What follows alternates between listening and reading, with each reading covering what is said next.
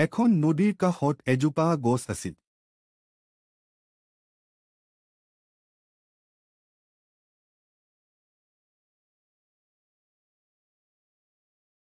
সেই গছত এটা ফেঁচাই বাঁহ লৈ আছিল।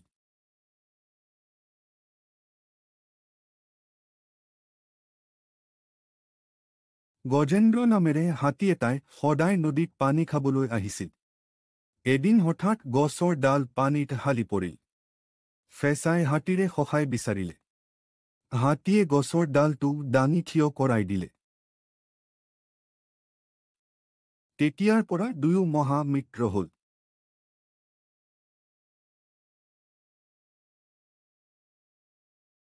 এদিন পাৰ্বতীৰ বাঘে স্বপ্নত হাতী গজেন্দ্ৰৰ মূৰ খোৱা দেখিলে।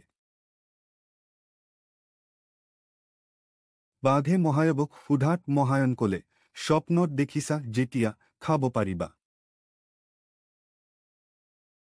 বাঘে হাতীৰ ওচৰত গৈ ক'লে, ককাই, স্বপ্নত মই তোৰ মূৰ খাইছিলোঁ। মহায়ন মোক খাবলৈ আজ্ঞা দিছে। এতিয়া মই তোক খাম।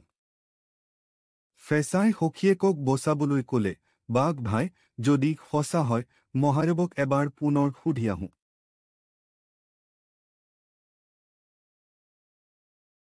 কিন্তু ফেঁচাই সিহঁতক পাছ পেলাই আগেয়ে গৈ মহাদেৱৰ আগত পৰি টোপনিৰ ভাও জুৰি তাৰ মূৰটো নচুৱাবলৈ ধৰিলে। মহায়ন ফেঁচাৰ কি হৈছে বুলি সোধাত ফেঁচাই চকমক খাই সাৰ পোৱা যেন দেখুৱাই ক'লে, প্ৰভু, মই এতিয়াই স্বপ্নত পাৰ্বতীক বিয়া কৰাইছিলোঁ, পাছে দুঠকত বিয়া কৰাবলৈ পাম নে নেপাম? মহায়ন ক'লে, স্বপ্নত পালি বুলিয়েই পাবিনে? নেপাব। ফেঁচাই ক'লে, কিয়? তেনেহ'লে বাঘেনো কেনেকৈ স্বপ্নত গজেন্দ্ৰক খোৱা দেখি দুঠকত খাবলৈ পালে? মহায়ন ক'লে, বাঘেও গজেন্দ্ৰক খাব নোৱাৰে। এনেতে হাতী আৰু বাঘ আহি ওলালহি। বাঘে হাতীক খাব নোপোৱা শুনি বিমৰ্ষ হৈ ৰ'ল।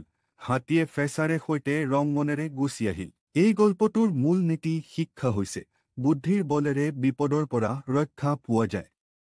এই সাধুটোত ফেঁচাটোৱে নিজৰ বন্ধু হাতীটোক বচাবলৈ বুদ্ধি আৰু বিচক্ষণতা ব্যৱহাৰ কৰিছিল। ইয়ে এই কথাটোকে প্ৰমাণ কৰে যে শাৰীৰিক শক্তি বা ভয়ৰ সলনি সঠিক সময়ত সঠিক বুদ্ধি